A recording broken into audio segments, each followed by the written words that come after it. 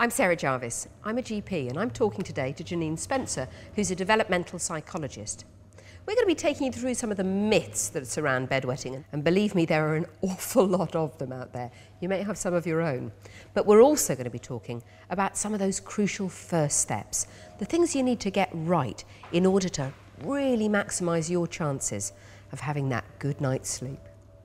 You must see as many people as I do, Jenny, who are constantly being told, whether it's by their friends or their family, or indeed the teachers, that if their child wets the bed, they must be lazy or stupid. Absolutely, and it's absolutely neither of those two things. I think where the myth comes about, of course, is if a child has a sort of a slightly slower development, then being dry at night is also going to be slightly slower. Physically, of course, a lot of parents come in and worry a lot that if they've got a child who wets the bed, then there must be something physically wrong with them. So whether it's diabetes, whether it's a urine infection. In fact, we're so often just doing the tests because we want to rule it out. Yes, absolutely. Very rarely a problem. Absolutely. Let's rule it out, let's get it out the way, and then we can get on with dealing with it. And it's the same with an emotional problem. They think, well, if it's not physical, it must be emotional. And of course it's not. It's a developmental thing that's going to take time, but eventually they will be dry at night.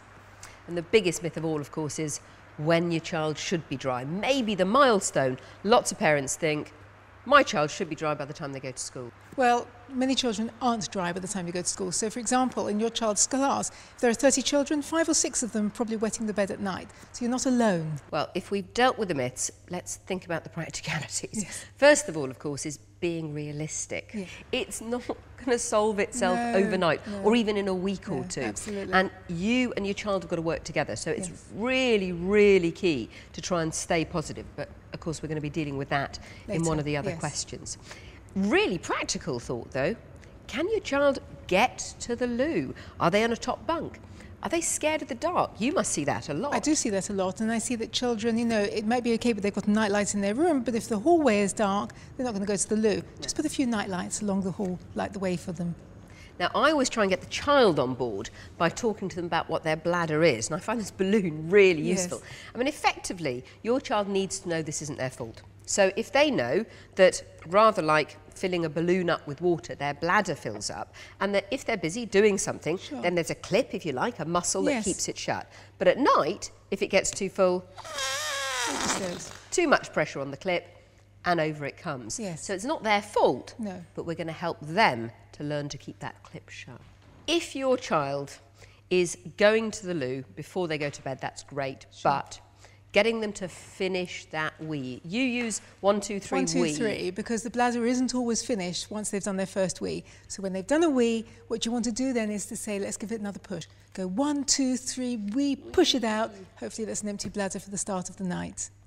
Another real myth that parents have got to get over if they want to help their child is this idea that you have to have a drink before you go to bed. Now, the bladder's going to fill up anyway. It is.